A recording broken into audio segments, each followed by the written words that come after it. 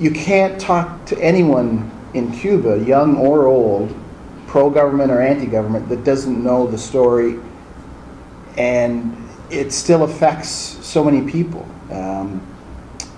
It's the bombing of the sabotage of the Cuban Airlines is still the second worst act of air terrorism in the Americas after 9/11. Everyone knows 9/11. Very few people know the Cuban Airlines. Inside Cuba, everyone knows. Outside Cuba, very few people know. And the two recognized masterminds of the bombing, Luis Posada Carriles and Orlando Bosch, are still living in the United States freely. They've never been charged in the United States. Honored. Honored. Well, they have days for Orlando Bosch. The hard right in Miami considers them quite differently than the people in Cuba do. Posada Carriles is currently involved in a trial in El Paso. I don't know if you're familiar with it. It's been going on for months. I was down there in January when it first started.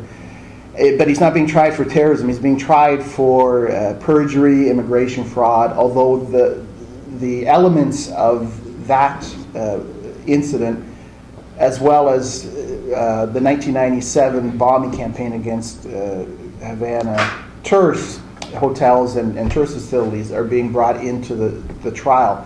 But if he is found guilty, it won't be for acts of terrorism, it will be because he lied.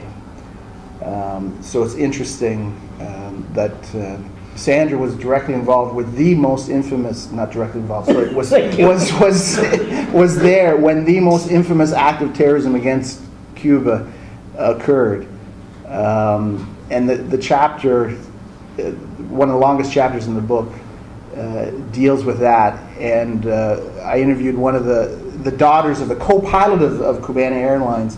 And every year, October, the media in Cuba plays and recognizes the anniversary. And this year it's the 35th anniversary, so I suspect they're going to do even more recognition of it.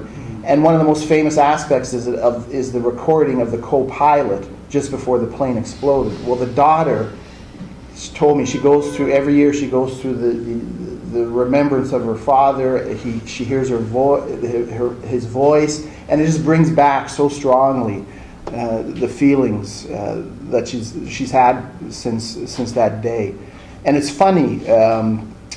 There's a strong connect with Cuban Airlines and the 9/11. There's a victims organization for the victims of 9/11, the survivors of the victims of 9/11, and they are in constant contact with their counterparts in Cuba. There's also a victims organization of the victims of the Cuban Airlines. So that transcends the politics of it, which was sort of the purpose of the book. By the way, my name's Keith Bolender. I'm author of Voices from the Other Side. And the idea of the book was to bring it to people who didn't know anything about Cuba. I'm speaking to an audience that I'm assuming has probably a better than average understanding and knowledge of Cuba things and Cuban-American relations. But I wanted to do the book in a way that someone who didn't know about Cuba or even had preconceived ideas about Cuba would be able to read the book and connect with the people in the book. It's a collection of testimonials from average Cubans who've either been directly victimized by these acts of terrorism or who have friends and family killed. The intent was not to talk to the politicians or the diplomats or the government officials or the army people, but to talk to the average Cuban, many of whom have never had their voices heard, not even in Cuba. So to have them tell their stories about the acts of terrorism that has affected their lives either directly or that they've lost friends and family.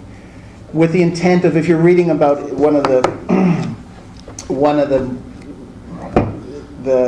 interviews that I still find really emotional is during the early 1980s there was a series of biological terrorism against Cuba. There were Cuban American agents, Cuban American anti-government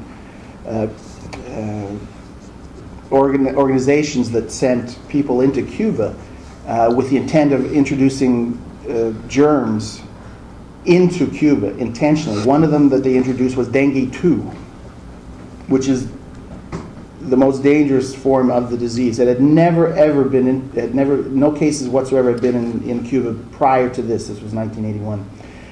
It killed 100 children and a few adults, and in 6 months there was 300,000 cases from one side of the island to the other. So the UN specialists came in, American specialists came in, and Cuban specialists, and they all agreed that this couldn't have happened naturally. It had to be introduced intentionally. One of the first to fall victims was a mother and her 2 children. One was 6 years old, one was 12 years old. The mother recovered.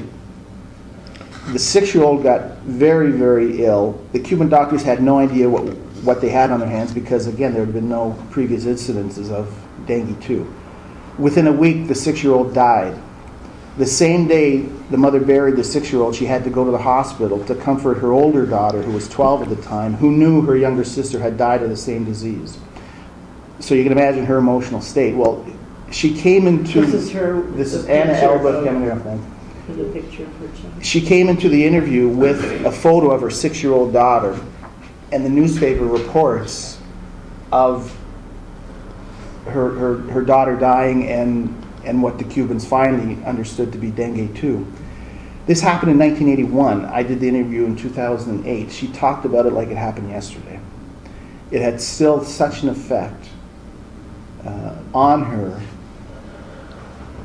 and she'll have that with her for the rest of her life. Now, to close that story, I was in Havana last month for the Havana Book Fair, and the Cuban edition of the book was presented at the Havana Book Fair. The older daughter, whose name is Navis, was at the presentation, which I didn't know. So she came up to me and introduced herself, and that was very emotional too. So these stories still affect these people to such a great extent, and consistently with the aspect that they have the same impact that had happened yesterday is they always would tell me all we're looking for is some sort of recognition outside of Cuba. And justice, obviously. You know, they're very well aware of Posada Carriles and Orlando Bosch and the other terrorists that are still living in South Florida. But the most important, the most consistent aspect was that they wanted people outside of Cuba to understand what their country had been going through since the earliest days of the revolution. And no one knows about it. Cubana Airlines, yeah, it's quite well known compared to the other. The biological terrorism is hardly known at all. Other incidents were Operation Peter Pan. It happened in the 1960s. It was a psychological terrorism program that convinced parents, Cuban parents, to send their children outside of Cuba because the church was telling them that the Cuban government was going to take away their children and put them in re-education camps either inside Cuba or take them to Russia, where they would be treated and brought back as good ideological communists. As atheists. Yeah, and this was the church, the Catholic Church of Cuba, in cooperation and in coordination with the Catholic Church in Florida and with the State Department of the United States. And they sent out pamphlets which were very convincing, signed by Fidel Castro and other high-ranking Cuban officials. So this was 1960, so very, a year and a half after the revolution. It was aimed at the middle-class Cubans living in Miami and scared out of them. And they started to send their children outside of the country, a lot of the times on their own, sometimes infants who ended up in the United States and to this day don't know who their parents are. There's some fairly famous Peter Pans, Andy Garcia, Mel Menendez, the politician. But in more cases than not, these kids were sent into orphanages, into halfway homes, and one of the chapters in the book tells a story about a Cuban by the name of Noel. He went to United States with his brother and sister. He stayed with his brother. His sister separated. He was fairly old, and he thinks he was one of the test cases for this. He stayed in the United States. He lost contact with his parents. He moved into Latin America, and then eventually came back into Cuba, and is still living in Cuba now. So he's seen both sides, the American side, the Cuban side. How old is he now? He's got to be in his 50s. He's got to be in his 50s now. And it was a fascinating interview because he was old enough to understand his parents. His father was a business owner in Havana.